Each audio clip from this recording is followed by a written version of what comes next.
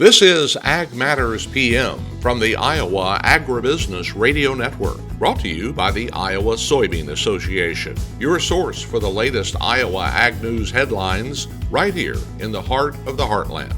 With reports from our award-winning team of Dustin Hoffman, Riley Smith, Mark Magnuson, and Andy Peterson. Now, from the IARN studios in Des Moines, here's Mark. Hello and welcome into Ag Matters PM on the Iowa Agribusiness Radio Network. I'm Mark Magnuson. Today is Wednesday, February 12th of 2025, and we're so glad you can join us for today's show. In today's episode, I will have the closing markets with Robin Schmahl of agmarket.net. But first, I'm joined by Neal Hull of the National Pork Board as we talk about some of the consumer data that they have collected over the past couple of years, things they've learned about different groups of consumers, and how that will be part of a brand marketing campaign this spring. Mark Magnuson for the Iowa Agribusiness Radio Network, and I'm joined today by Neal Hull with the National Pork Board. Neal, could you tell our audience, please, what your role is within the NPB?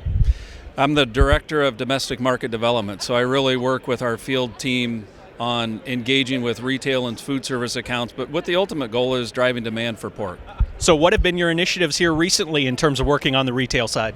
Well, we heard loud and clear from our producers and from our board that demand was one of those things that they wanted us to focus on. So we've really been working hard to build strong relationships with those major national retailers, but also with some of the smaller regional guys that sell a lot of pork. And it's all about reaching that consumer in the way that they consume media. So we talk a lot about our core consumer today, and we talk about the consumer that we need to move to in the future. So a lot of what we do now is on the digital platforms.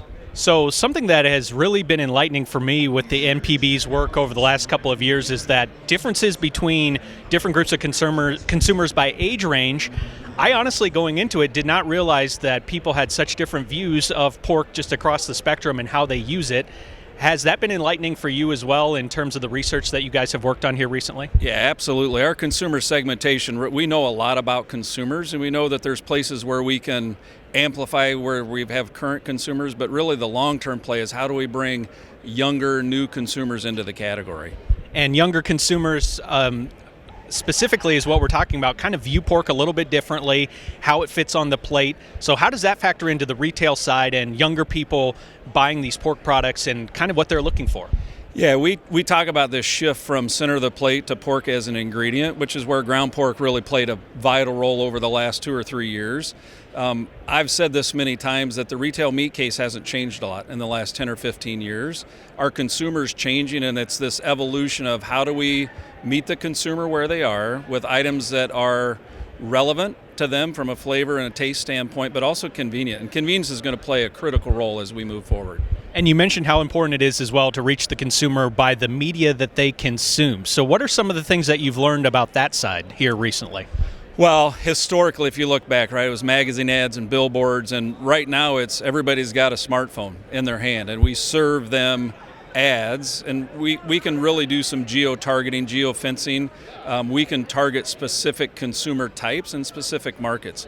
I think one of the things that's critical for us, as we look here in Iowa at Iowa Pork Congress, is the majority of the U.S. population is in major metropolitan areas. I mean, when you say a third of the U.S. population is in 4 states, those aren't high pig production states, but man, there's a lot of consumption there. So that's where we've really amplified our efforts and our energy. I also know that National Pork Board has looked at different cultures and how they view pork or use pork within their meals. When it comes to Hispanic consumers, what's the message been and the learning in terms of reaching them at the retail level and getting them, I guess, kind of aware of what's happening with pork and the ways that they can use it? Yeah, I mean, pork is very culturally relevant to the Hispanic consumer. And you look at markets like a Chicago or a Houston, San Antonio, Miami, Los Angeles, where there are big populations of Hispanic consumers, and that's really where we need to focus our efforts. If you walk a Hispanic retailer, it's a much different experience than walking a traditional retailer, just from what the assortment is and what is available for that consumer. And that's why we focus there. African American is another really important cohort because they're core to pork. It's part of their cultural celebrations. And we just need to make sure that we're continuing to make it relevant for that next generation. So, Neal, this makes a lot of sense to me, really, when you think about it. The fact that we've done so well growing export markets, getting those exports to perform so well for the pork industry, but now trying to kind of look back inward, make sure that we have everything that we're reaching consumers here domestically. But at the same time, there are different cultures throughout the country, so you can reach people within this country that maybe aren't thinking about pork necessarily the same as other people. I mean, there's different groups within this country that we can still reach. Absolutely, and I think that's where our consumer segmentation really plays in, because we can talk to them when they want to hear from us and in a message that they want to hear. Right? It doesn't make sense to talk to somebody about sustainability if that's not important, but if nutrition or other things are important to them, then we can cater that message. And I think that's where the digital space plays really well, right? Because we can tailor the message, right? We will have an overarching strategy, and we talk a little bit about the new consumer campaign that's coming in 25, but it's going to be absolutely critically important to have everybody in the supply chain aligned. So at the end of the day, the basic takeaway is that no two pork consumers really the same. You kind of have to think about the big picture. Yeah, the big picture. And, we say our core consumer today is boomer, and they're critically important to the category today. This is a long-term play of where we're headed, and what's that consumer of the future. And then, Neal, I know there's a big campaign coming up this spring, and National Pork Board has a lot going into that. Are you thinking that this is really going to be the next big thing from National Pork Board in terms of getting that message out? It is the next big thing, and it's going to take everybody in the supply chain. And, here in Iowa, being the largest pork production state, I mean, it's critically important that we're aligned, and Iowa Pork Producers Association has been a great partner and has supplied funding that then we take to those national retailers and amplify the message that we're putting out. Neal Hull with the National Pork Board, my guest here today. Neal, is there anything else you'd like to let our Iowa pork producers know about, or our Iowa listeners, when it comes to what you're working on and just excited about for 2025? Yeah, I'm excited, and I just want our producers to know that we're in the fight with them. It's been a tough road the last 18, 24 months, and we always say it's good to have a little momentum, a little optimism from a market side, and we're just going to keep our foot on the pedal and keep pushing forward.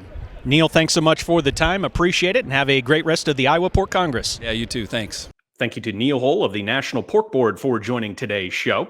Coming up next, it will be the closing markets with agmarket.net's Robin Schmahl. But first, a word from our sponsor, the Iowa Soybean Association and the Soybean Checkoff. Iowa Soybean Association is driven to deliver for Iowa's 40,000 soybean farmers. We're proud to provide objective agronomic research, a helping hand with soil and water stewardship, and timely industry news powered by the Soybean Checkoff. Learn more at iasoybeans.com. At the end of the trading day here on Wednesday, I'm joined now by Robin Schmahl of agmarket.net for our closing markets. Robin, how did we trade in the grains here today? Well, we saw quite a divergence in corn and soybeans and some of that is supported on the corn. Seemed like a lot of support came from the funds trying to defend their long positions that they've built over the last number of weeks. And because on the World's Agricultural Supply and Demand Report yesterday, global corn stocks could be heading down toward 10-year lows. Now that, was a little bit of a surprise. Now, it didn't have a huge impact on the market yesterday, but now the market's digesting it or has digested it. And we see that seems to be providing the support in the corn market today. Soybeans, they were the other way. They were double-digit losses. They broke through support and the uptrend. There was an uptrend from the middle of December, even though it's been choppy and whatever. There was an uptrend, and that broke through that uptrend today. And that technically doesn't look real good. In the bean market was a little more negative or heavy than the corn market for quite a while already now. USDA reduced the Argentina soybean production on that report yesterday, but that really didn't have any impact on anything because of the expected large Brazilian crop that's going to more than offset that. So we just kind of moved into that area where the report's been digested and the market is moving forward.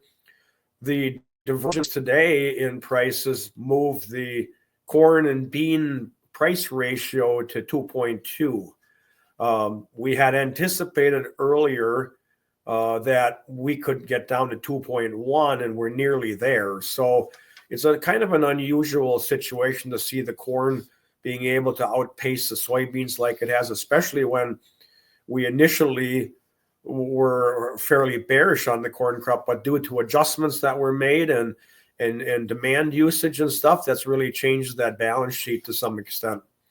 Now, there was a firm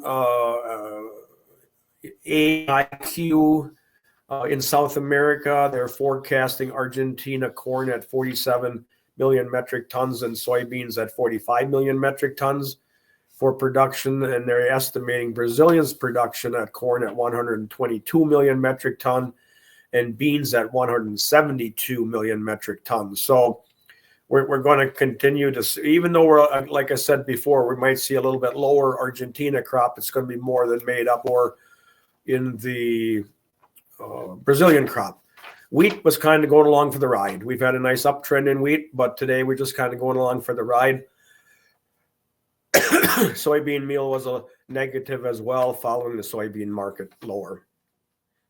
Let's talk about the other side of the ag marketplace, the cattle and hogs. Earlier in the day, the cattle, or I should say the hog side, was really on the move to the upside. Did that continue here today to close things out? Yes, it did. It seemed like on the hogs that traders kind of are pulled out the stops on the market. There's been a bear or a bullish underlying sentiment there. So even though we've seen some lower cash at times, lower cutouts at times, there's still been support in that market. The February, April, and May contracts gapped higher this morning, kind of like they wanted to catch up. The new contract highs were made in April and later contracts. I mean, we saw July and June and July above $1 or $106 today. So we're really seeing some strength coming into that hog market that kind of is reminiscent of what we saw in the cattle market for a while. Hogs are seemingly to find the same thing. And there's just in anticipation there by traders, a bullish underlying sentiment that demand is going to continue strong. We've seen higher slaughter. So even though cutouts really haven't been moving a whole lot, and you want to say trending higher, we continue to see stronger slaughter pace. So it's being absorbed into that market. And I think that's where the bullish underlying sentiment is coming from. So over on the cattle side, because cattle have really dropped over the last week or two, they didn't do a whole lot today. We can't really say it found support. It seems like traders are just kind of waiting to see what cash is going to do. Now, there were a few bids posted today, a little bit lower than last week. No trades took place, which wasn't anticipated. It's possible feedlots might be a little more anxious to sell again this week because maybe holding back for another week isn't going to net them anything because of the decrease in the futures prices and the potential that packers really don't need to buy as aggressively anymore. We've seen box beef prices slipping today at the midday report. Choice was down $1.52 and select down $2.07. So the cattle market is really taking a little bit of a turn here. Now we can say that, well, it really shouldn't be because of our tight supplies, but even at these prices, it's historically high. But that's really what was going on in the market today. Traders just kind of sitting there and waiting to see what's going to happen in the cash side. Robin Schmahl of agmarket.net, my guest for closing markets today. Robin, what's the best way for our listeners to get in touch for more marketing information? Well, they can call me directly at 877-256-3253, or they can contact Ag Market, go to the website. There's an 844 number there. They can feel free to call in. Robin Schmahl of agmarket.net, thanks so much for the time. Always appreciate it, and have a great rest of your week. All right, thank you. Thank you to Robin Schmahl of agmarket.net for joining today's show for our closing markets. Let's see how the markets closed. Let's take a look at those numbers, which you can find anytime under the Markets tab of our website at iowaagnet.com.